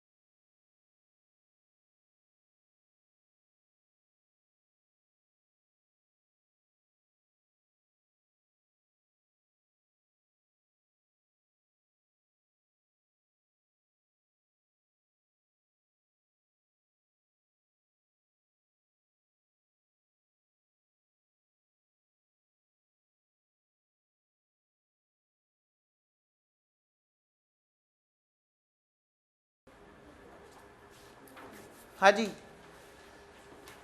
समझ में आया बच्चों? पहले मेरे को आपको समझाना था कि फर्म क्यों पे करती है। भाई फर्म इसलिए पे करती है क्योंकि फर्म डिपेंड होती है बिजनेस वाइज पार्टनर पर, ठीक है, इसलिए पे करती है। वो सभी पार्टनर के ऊपर डिपेंड है तो जॉइंट में पे करती है। वो सभी पार्टनर पर नहीं, किसी पार्टिकुलर पार्टनर पर अलग अलग उसमें डिपेंड है तो बेटा इंडिविजुअल पर, ठीक है। लेकिन होगा यही, जाएगा तो सभी पार्टनर की जेब से, चाहे इंपॉर्टेंस एक की क्यों ना हो, और आएगा भी तो सभी पार्टनर के नाम का माना जाएगा वो। क्लियर? मैं चलूँ आगे बच्चों। आओ बेटा, अब बेटा थोड़ा सा समझना है लाइफ इंश्योरेंस पॉलिसी में होता क्या है।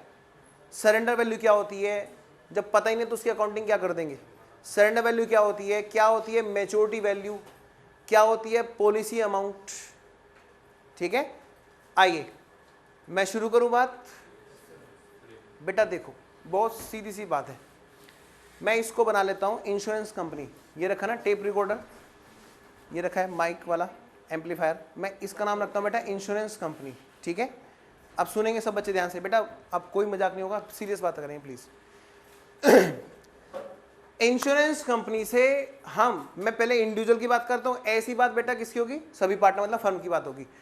इंडिविजुअल जा रहा है और वो बात कर रहे हैं इंश्योरेंस कंपनी से, इंश्योरेंस कंपनी जी आप बताओ, इंश्योरेंस कंपनी जी आप बताओ कितना आप इंश्योरेंस प्रीमियम लोगी। वो कहता है आप बताओ आप इंश्योरेंस कितने का कराना चाहते हो। मैंने कहा इतने का, तो इतना। वो कहेंगे, मैंने कहा और ज़्यादा अगर मैं कराना चाहता हूँ लाइफ पॉलिसी तो और ज़्यादा आपको प्रीमियम देना पड़ेगा। जितना ज़्यादा आपको लगता है आपकी लाइफ इंपॉर्टेंट है और आप अपना उतना रिस्क बढ़ाते हो तो उतना ज़्यादा आपको हमें रिस्क का प्रीमियम देना पड़ेगा। बात समझ में आ रही है? सुनेंगे सब बच्चे, लाइफ इंश्योरेंस प्रीमियम और लाइफ इंश्योरेंस और जनरल इंश्योरेंस में क्या फ़र्क होता है। ये इंश्योरेंस कंपनी है, ये लाइफ का भी इंश्योरेंस करती है और ये जनरल इंश्योरेंस भी करती है। पहले मैं जनरल इंश्योरेंस समझा रहा हूँ बेटा, एक पेपर रोक देना बाबू बाद में। बेटा मैं गया इस इंश्योरेंस कंपनी के पास, सुनो मेरी बात ध्यान देना, मैं गया इस इंश्योरेंस कंपनी के पास क्या, अपनी बाइक लेकर कि भाई इंश्योरेंस कंपनी जी मुझे खतरा है कि कहीं ऐसा ना हो कि मेरी बाइक का एक्सीडेंट हो जाए, कुछ नुकसान हो जाए, मेरी 1 लाख रुपए की बाइक है। उसने कहा ठीक है तो फिर आप मुझे 10,000 रुपये का प्रीमियम दे दो साल भर का। मैंने कहा ठीक है बेटा। मैं गया मैंने गिने कितने, 10,000। और बेटा मैंने क्या किया, मैंने 10,000 रुपये यहाँ पर दिए और मैंने इससे एक पेपर ले लिया, सबूत ले लिया इस बात का। इस पर क्या लिखा था, इस पर लिखा था कि ये इंश्योरेंस है जनरल इंश्योरेंस और ये इंश्योरेंस है, इस पर ये लिखा होता बेटा पॉलिसी अमाउंट, पॉलिसी अमाउंट है बेटा 1 लाख रुपए लिखी हुई है। मैंने पूछा इंश्योरेंस कंपनी से, इंश्योरेंस कंपनी जी आपने मुझसे क्या लिया, इसने कहा इंश्योरेंस प्रीमियम है। मैंने कहा अच्छा। मैंने पूछा इंश्योरेंस कंपनी जी ये क्या लिख रहा है पॉलिसी अमाउंट, इसका क्या मतलब होता है। उसने कहा सुनो ध्यान से, इसका मतलब होता है पॉलिसी कितने की करवा रहे हो, अगर वो मिसहैपनिंग हो जाती है जिसका आप मुझे रिस्क बेच रहे हो 1 लाख रुपए आपको मिलेंगे फाइनली। वो रिस्क हैपन होने पर, मिसहैपनिंग होने पर, यानी अगर आपकी बाइक खत्म हो जाती है, एक्सीडेंट हो जाती है, कोई बात हो जाती है तो आपको 1 लाख रुपए तक की अमाउंट हम आपको देंगे। मैं इसको लेकर आ गया वापस। मैंने कहा ठीक है भाई। अब मैं आराम से खूब स्पीड से बाइक चला रहा हूँ वगैरह वगैरह। साल भर खत्म, 1 साल पूरा खत्म। मैं भागा गया, इंश्योरेंस कंपनी जी। उसने कहा हाँ, कुछ भी नहीं हुआ, मैं वापस ले लूँ। उसने कहा खबरदार जो हाथ लगाया, अब ये पैसे मेरे हैं, इसका नाम जनरल इंश्योरेंस है। मैंने कहा इसका क्या हुआ, कह रहा है इसको फाड़ दो, अगले साल का कराना है इंश्योरेंस।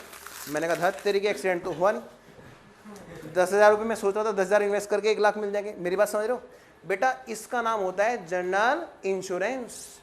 ये हमारे लिए क्या होता है, खर्चा, और कंपनी के लिए क्या होती है, इनकम। कंपनी की अकाउंटिंग, उसकी इनकम, उसके प्रॉफिट कैसे बनते हैं, आईपीसीसी में 2nd ग्रुप में पढ़ना है। मैं इंश्योरेंस कंपनी का अकाउंटिंग का चैप्टर बीकॉम में भी होता है। मैं आता हूं मुद्दे की बात पे। फिर मैं इस इंश्योरेंस की क्या एंट्री करूंगा, अगर ये बिजनेस की असेट्स थी जिसका मैंने इंश्योरेंस कराया, कुछ नहीं, insurance premium expense account debit to cash या बैंक, और profit loss account debit to insurance premium expense. बोलो बेटा बात समझ में आ गई। मैंने कहा ठीक है चलो भाई, 10,000 रुपये गए। फिर मैंने सोचा चलो एक काम करता हूँ दूसरा। मैं फिर बेटा ध्यान देना, मैं फिर जा रहा हूँ किसके पास, अब मैं इंश्योरेंस कंपनी के पास जाता हूँ। मुझे सपना आया यमराज आए, हाँ तेरे को मेरे पास आना है। मैंने कैसी बातें कर रहे हो, ऐसा मत करो। उसने कहा अच्छा। फिर बेटा मैंने सुबह बड़ी टेंशन में आ गया। मैंने कहा चलो, यमराज ने मेरे को सपना दिखाया। मैंने कहा हे भगवान ये क्या कर रहे हो। मैंने कहा इंश्योरेंस कंपनी जी बताओ इंसानों की जान बचाने का भी कोई रास्ता है। उसने कहा सांत्वना तो है। मैंने कहा ठीक है बेटा। फिर उसने पूछा कितने रुपए की लाइफ सोचते हो, आपके घर वालों को कितने का सहारा देना चाहिए। मैंने कहा जी 10 लाख का। उसने कहा अच्छा, फिर आपको इंश्योरेंस प्रीमियम भी बढ़ाना पड़ेगा। 1 लाख की बाइक थी, हाँ 10,000 का था कि हाँ, तो ठीक है आपको 1 लाख के हिसाब से पूरे 1 लाख का इंश्योरेंस कराना पड़ेगा। बेटा 10,000 रुपये का प्रीमियम कितना बन गया, 100,000, मतलब 1 लाख का प्रीमियम। मैंने दिए 1 लाख रुपये, सॉरी 10 लाख के हिसाब से प्रीमियम दे दिया मैंने। ठीक है बेटा ध्यान देना। फिर से इंश्योरेंस कंपनी ने मुझे एक पर्चा दिया। अब की बार इसका नाम रखा LAP, life assurance policy document. मैंने पूछा अब क्या लिखोगे। उसने कहा मैं अभी भी इस पे पॉलिसी अमाउंट लिखूंगी। कितनी, 10 लाख। बताओ बेटे इतनी बात समझ में आएगी सब बच्चों को। मैं इसको लेकर आ गया, बेटा ध्यान देना। 1 साल खत्म, मैंने है ये क्या होगा। मैंने कहा इंश्योरेंस कंपनी जी सुनो ये क्या हो रहा है, मैं तो ठीक ठाक हूं। तो क्या सोच रहा था, तेरी लाइफ का रिस्क हमने लिया, एश्योर किया। मैंने कहा कुछ नहीं मिलेगा कि नहीं, मैंने कहा अगले साल भी कुछ नहीं हुआ तो इतना सा भी नहीं कि नहीं कुछ भी नहीं। मैंने कहा ऐसी कम तैसी, लो ये पर्चा रखो, मेरे तो पैसे वापस कर दोगे, हाथ नहीं लगाने का। मैंने कहा मैं सरेंडर करना चाहता हूं भाई, इस अमाउंट को सरेंडर करना चाहता हूं। बेटा दो टर्म आई, एक तो क्या आई, लाइफ इंश्योरेंस प्रीमियम हमने दिया, दूसरी टर्म लाइफ की कितने रुपए की अमाउंट उसने हमें श्योर की, पॉलिसी अमाउंट। पॉलिसी अमाउंट समझ गए ना, अगर कोई मिस हैपनिंग होती है तब पॉलिसी अमाउंट दी जाती है। इंश्योरेंस प्रीमियम क्या चीज़ है समझ में आया? अच्छा मैं कह रहा हूँ भैया एक काम करो, ये कॉन्ट्रैक्ट छोड़ो, मैं नहीं कंटिन्यू करना चाहता, यहाँ पर तो कोई फायदा नहीं हो रहा, मैंने बाइक का कराया वो भी ठीक ठाक है, मैं भी ठीक ठाक हूँ। उसने कहा ठीक है ये सरेंडर करो, कुछ ले लूँ क्या? नहीं, खबरदार, पहले साल में कुछ नहीं मिलता अगर हम सरेंडर करते हैं सर्टिफिकेट। मैंने कहा अच्छा। फिर मुझे एक फ़ोन आया, आज ये कर दियो वो कर दियो। बेटा फिर मुझे डर लगा, फिर मैंने कहा चलो मैं इस पॉलिसी को कंटिन्यू करता हूँ।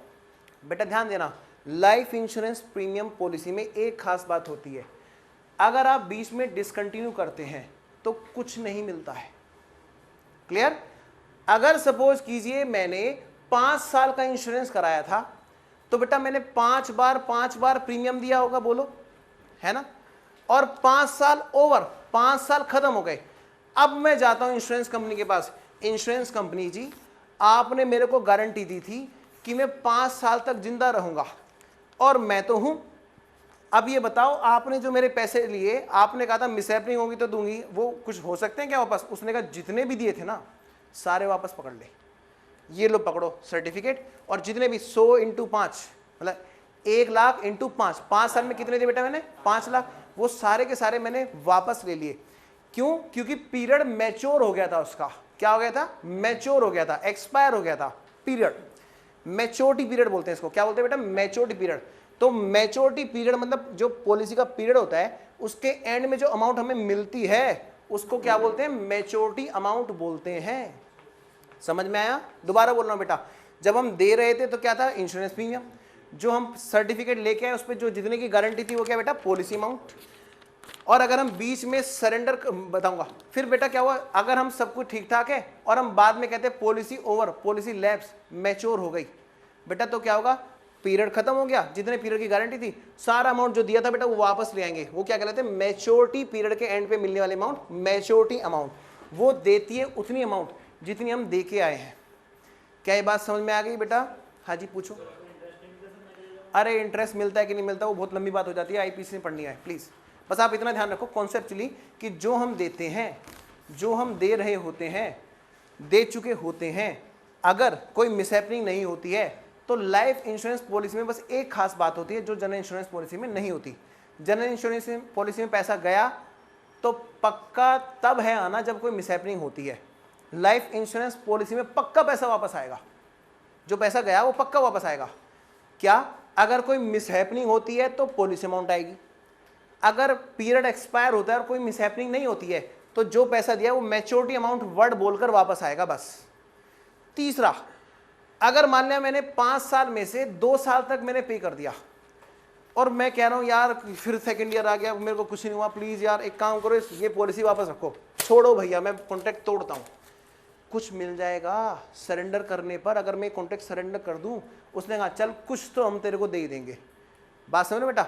उन्होंने मुझे कुछ हल्की फुल्की अमाउंट दे दी, that amount will be called surrendered value. क्या कहलाएगी? Surrendered value. किसी बच्चे को टर्म में कोई डाउट? पॉलिसी अमाउंट किसको कहते हैं समझ में आया? किसको बोलते हैं सरेंडर वैल्यू समझ में आया? किसको बोलते हैं मैच्योरिटी अमाउंट? पक्का बेटा कॉन्सेप्ट आपका क्लियर है? अब सुनो मेरी बात, जब हम फर्स्ट टाइम पॉलिसी लेके जाते हैं ना, पॉलिसी लिखाते हैं, उसी टाइम बेटा पर्चे पे वो पीछे लिख देता है सारी बातें। खबरदार अगर तुम पहले आए 5 साल से पहले, अगर पहले वर्ष में आए तो तुम्हें कुछ भी नहीं मिलेगा बेटा, वो लिखता है बाकायदा कॉन्ट्रैक्ट में। दूसरे वर्ष के एंड में आए, चलो तुम्हें हम कुछ दे देंगे, 20,000 दे देंगे वगैरह वगैरह। तीसरे वर्ष के उसमें आए तो 25,000 दे देंगे। अगर चौथे वर्ष के बीच में, चौथे वर्ष में ब्रेक करते हो, कोई भी अमाउंट जो आपस की डिसाइडेड होती है, ठीक है। 5वें वर्ष में कोई मिसहैपनिंग नहीं हुई और पीरियड खत्म होने से पहले आप ब्रेक करते हो तो हम आपको कुछ अमाउंट दे देंगे।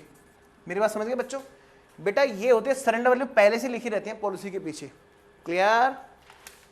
अब आती है बात अकाउंटिंग की। अभी तक तो हम सिर्फ समझ रहे थे क्या ये पॉलिसी कराई क्यों जाती है और बिजनेस के सिर पे कैसे टेंशन आती है, क्योंकि बेटा बिजनेस डिपेंड हो जाता है इंडिविजुअल्स के ऊपर, और उन इंडिविजुअल्स में हो सकता है वो जॉइंटली सभी लोग इंपॉर्टेंट हो सकता है एक हो।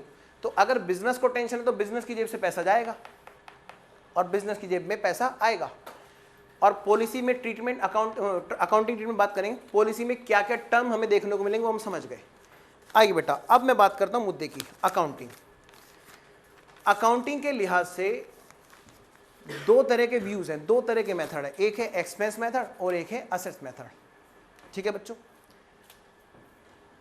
पहला मेथड एक्सपेंस मेथड। ठीक है, दोबारा बोल रहा हूं बेटा, अकाउंटिंग के लिहाज से यहां पर दो मेथड है, हमारे स्टडी मेट ने बिल्कुल भी बताए हुए। पहला मेथड है बेटा एक्सपेंस मेथड, वो कहता है कि जब पैसा जा रहा है समझ लो वो एक खर्चा है, समझ लो एक खर्चा है। ठीक है, पैसा जब जाएगा तो मानो खर्चा है, जब पैसा आएगा तो खर्चे का रिवर्सल इनकम है, प्रॉफिट है। बस हो गया काम, हो गया काम, कुछ नया नहीं करना, आपको सब समझ में आ गया।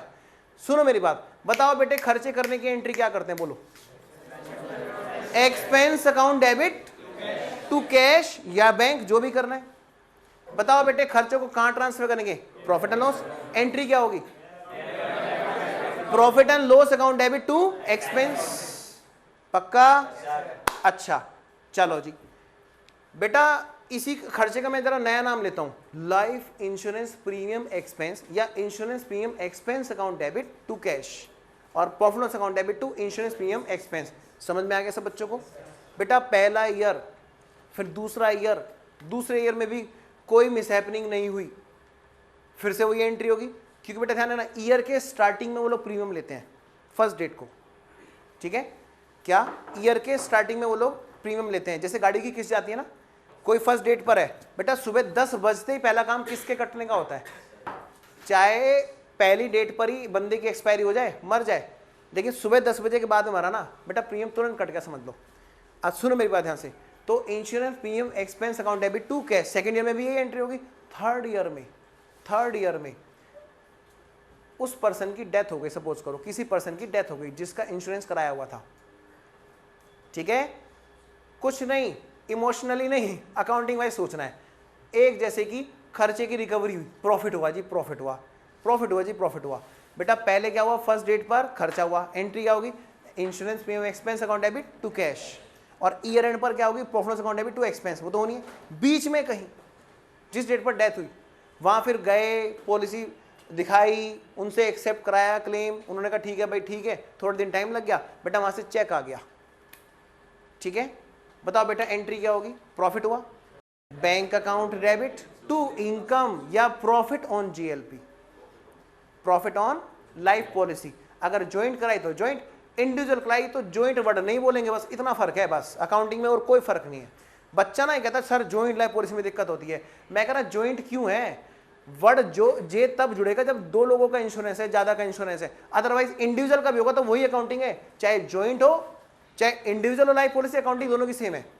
बताओ बेटे जब डेथ हुई और पॉलिसी अमाउंट मिली, एंट्री क्या होगी, bank account debit to profit on life policy. अगर ज्वाइंट है तो बोलेंगे profit on joint life policy, और वो प्रॉफिट किसमें बटेगा, बोलो पार्टनर्स में। Profit on joint life policy account debit to old partners capital account including that जिसकी डेथ हुई है। क्लियर? ये एक अलग बात है कि उसका कैपिटल अकाउंट उसके एग्जीक्यूटर को दे दिया जाता है, लीगल एग्जीक्यूटर को।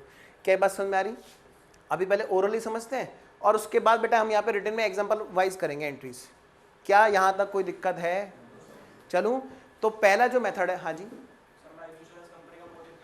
लाइफ इंश्योरेंस कंपनी का मोटिव क्या होता है, ये हमारा क्वेश्चन नहीं है यहाँ पर क्लास का, प्लीज बात करूंगा कैसे वो लोग प्रॉफिट कमाते हैं, ये एक्स्ट्रा है, बात मत करेंगे। अकाउंटिंग की बात करते हैं हम लोग बेटा, एग्जामिनेशन ओरिएंटेड। मैं दोबारा बोल रहा हूँ बेटा, पहला मेथड कौन सा, एक्सपेंस। यहां हमने सीखा पैसे का जाना खर्चा और पैसे का आना इनकम। क्लियर?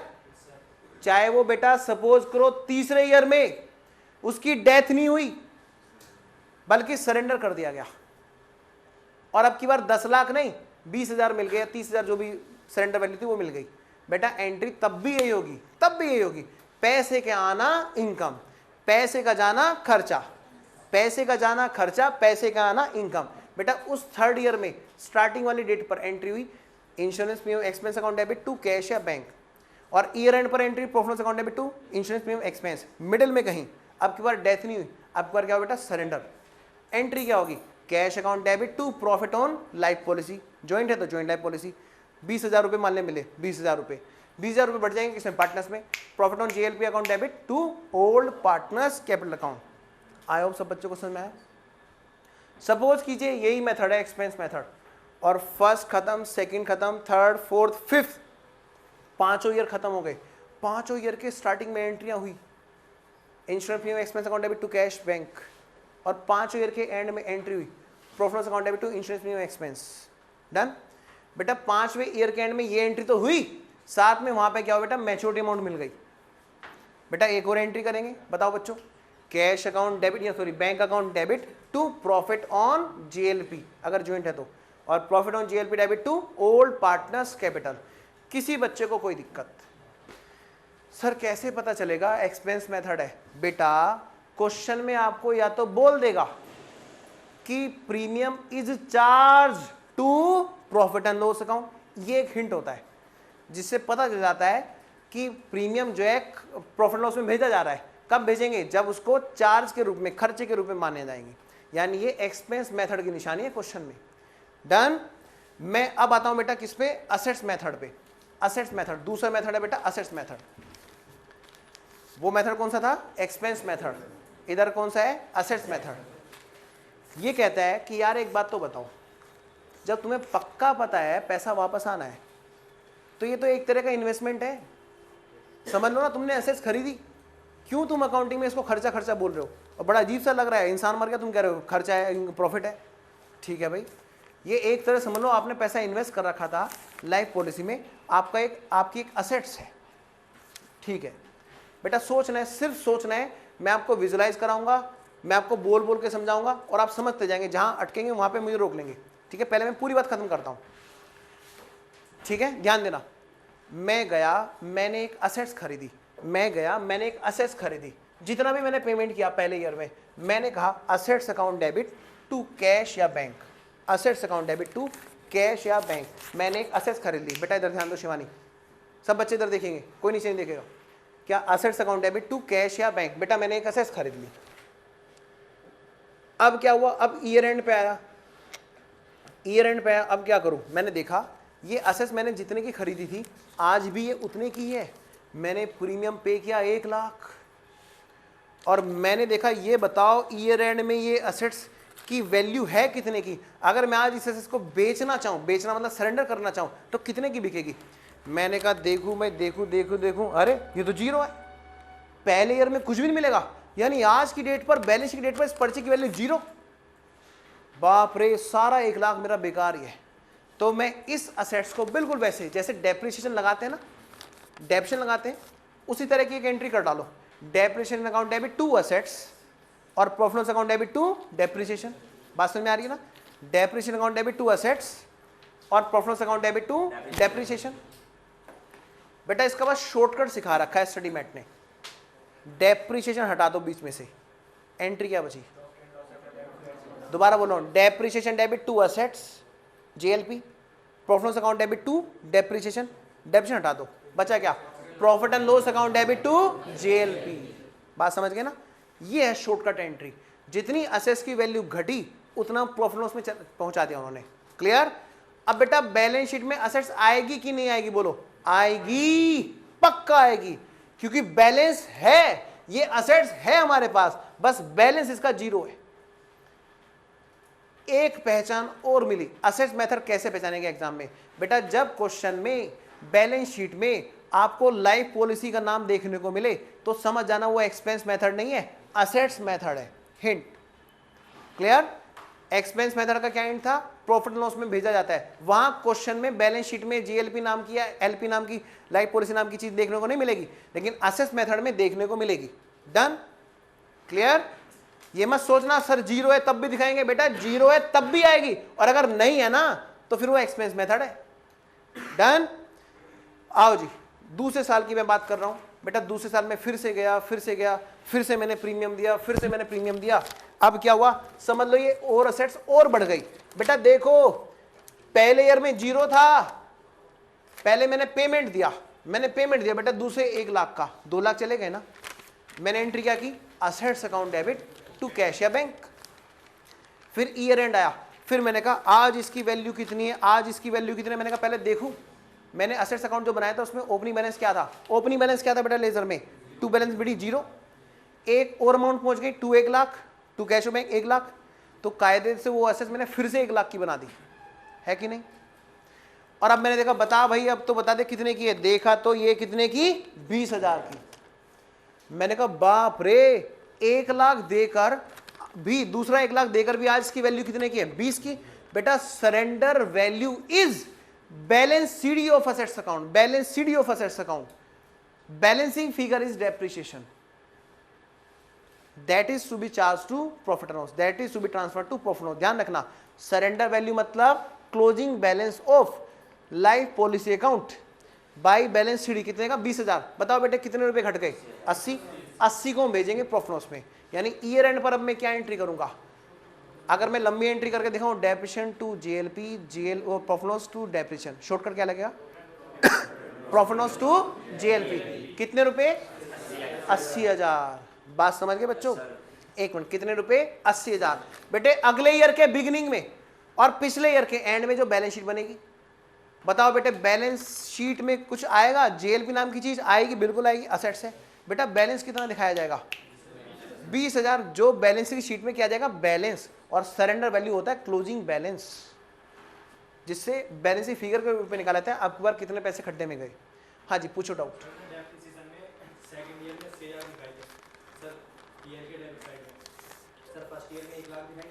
पहली बात तो सुनो डेप्रिसिएशन है नहीं, वो तो मुझे सिर्फ समझाने का एक तरीका है बस खाली। चलो फर्स्ट ईयर में ना 1 लाख गए थे, बिल्कुल पूरे 1 लाख जाएंगे प्रॉफिट लॉस में। एंट्री क्या बनी थी फर्स्ट ईयर में, JLP assets account debit to cash या बैंक 1 लाख रुपए। फिर ईयर एंड में आ गए profit loss account debit to JLP पूरे 1 लाख। अब फर्स्ट ईयर के एंड में बैलेंस शीट में ओपनिंग बैलेंस क्या था 0, बैलेंस शीट का क्लोजिंग बैलेंस क्या था जेएलपी असेट्स 0 पे आ रहा थी। अगले ईयर में वही ओपनिंग बैलेंस था। सेकंड में फिर से हमने 1 लाख पेमेंट किया, एंट्री क्या हुई JLP account debit to bank कितना 1 लाख। फिर सेकंड ईयर के एंड में हमने उसका बैलेंस शीट देखा, ये कितने की 80,000 की, सॉरी 20,000 की है, यानी अब की बार कितने पैसे खड्डे हुए हैं 80,000। तो entry profit loss account debit to JLP कितना 80,000 and so on. Third year fourth year, third year में क्या हो बेटा, थर्ड ईयर में बताओ बेटा ओपनिंग बैलेंस कितना होगा बोलो 20,000। थर्ड ईयर के स्टार्टिंग में बेटा मोस्ट इंपोर्टेंट ईयर, सुनो ध्यान से, अभी तक पैसे का जाना सिखाया था इसमें, अब पैसे का आना भी है। थर्ड ईयर में स्टार्टिंग में ओपनिंग बैलेंस कितना है इसका 20,000।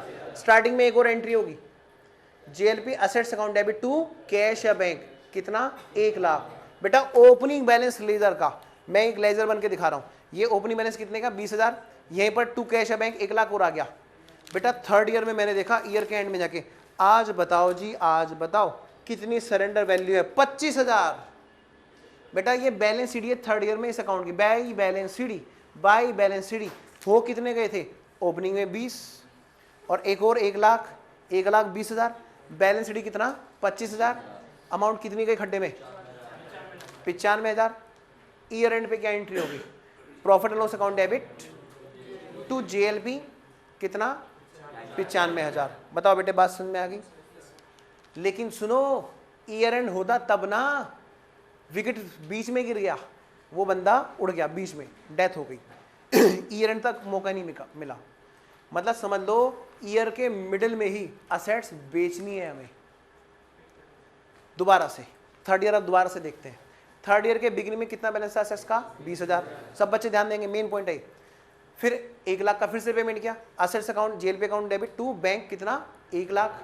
कितने की असेट्स बन गई 1,20,000 की बुक वैल्यू आ गई पक्का। बेटा वो डेथ हो गई और पूरे कितने मिले 5 लाख मिले, सपोज करो कितना था 10 लाख था, 10 लाख मिले। बेटा समझ लो आपने एसेट्स बेच दी, एसेट्स बेचने की एंट्री करनी है। बुक्स में कितनी वैल्यू है 20 और 1 लाख, 1,20,000। आप बोलोगे credit ward goes out to JLP 1,20,000 और बाई बैंक कितना 10 लाख, बाई बैंक 10 लाख, क्योंकि वो डेथ हुई इसलिए पॉलिसी अमाउंट हो सकता है यहाँ पर सरेंडर होता तो सरेंडर वैल्यू आती। खैर फिलहाल by bank, bank account debit 10 lakh to JLP 1,20,000। बेटा कितने का प्रॉफिट हुआ बोलो? 8,80,000 to profit on JLP, profit on JLP। और अगली एंट्री क्या होगी? Profit on JLP debit to all partners capital account. पक्का? यहां पर कभी कभी 12th में मैडम शॉर्टकट सिखाती थी। वो क्या करती थी? Bank account debit to direct partners capital account कर देती थी। वो क्या करती थी? Bank account debit 10 lakh to JLP 1,20,000 और टू प्रॉफिट ना करके to A, to B, to C सब में बांट देती थी यहीं पर 8,80,000। तो बच्चा कहता कभी तो प्रॉफिट बोलते हैं, कभी प्रॉफिट नहीं बोलते हैं, कभी सीधा पार्टनर्स कैपिटल में पहुंचा देते हैं, कभी प्रॉफिट लिख के तब पहुंचाते हैं। कभी हमें पार्टनर्स कैपिटल अकाउंट में एंट्री मिलती थी बाई बैंक, कभी मिलती थी बाई प्रॉफिट। वो ये रीजन था। क्लियर? खैर अगर यहाँ सरेंडर हुआ होता बेटा फिर सरेंडर वैल्यू आती। डन। यही काम हमारा तब होता जब हम 5th ईयर के एंड में मैच्योरिटी अमाउंट से कर रहे होते। कुछ डाउट पूछना है क्या? ठीक है, तो एक काम करते हैं, हम लोग 10 मिनट का ब्रेक लेते हैं। इसी एग्जाम्पल को आप लोग ब्रेक में रिवाइज करेंगे। एग्जाम्पल को पहले, इसी एग्जाम्पल को हम लोग बोर्ड पे करेंगे, ठीक है? उसके बाद मैं क्वेश्चन उठाऊंगा। ठीक है बच्चों, चलो मिलते हैं 10 मिनट के ब्रेक के बाद।